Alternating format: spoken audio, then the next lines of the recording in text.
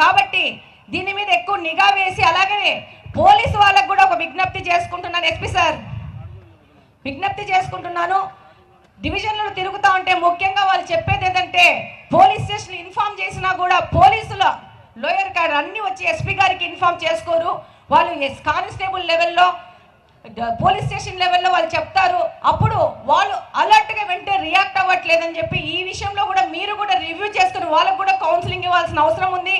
చాలా మంది పోలీసు వాళ్ళు ఈ యొక్క వ్యసనాలకు బారిన పడ్డ వాళ్ళ మీద కంప్లైంట్ ఇస్తే వాళ్ళు ఇక్కడ దాడి చేస్తారన్న భయంతో వాళ్ళు ముందుకు రావట్లేదనేది తల్లిదండ్రులు ముఖ్యంగా తల్లులు మా యొక్క దృష్టికి తీసుకురావడం జరిగింది. కాబట్టి ఆ విధంగా కూడా పోలీసు వాళ్ళకు కూడా మీరు స్పెషల్ ట్రైనింగ్ ఇచ్చి కౌన్సిలింగ్ ఇచ్చి ముందుకు పంపించాల్సిన అవసరం ఉంది.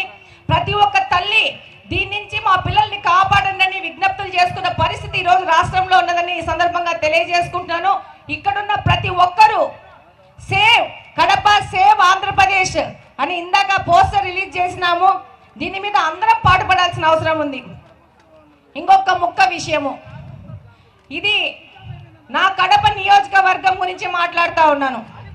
డిప్యూటీ సీఎం గారు, మాది కార్పొరేషన్లో మాకు ఈ రోజున్న పరిస్థితికి నేను 5 నెలలైందంటే 6 నెలలైంది ఎమ్మెల్యేనయ్యి నేను లర్నింగ్ పీరియడ్లో ఉన్నాను. నాకు ఎంతో బాధ అవుతా ఉంది ఈరోజు వింటుంటే.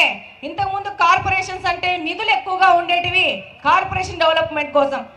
కానీ ఈరోజు మా కడప కార్పొరేషన్ ఆదాయాలు ఏంటంటే 40 కోట్లు 45 కోట్ల కంటే లేవు. అందులో మాకు శానిటైజేషన్కు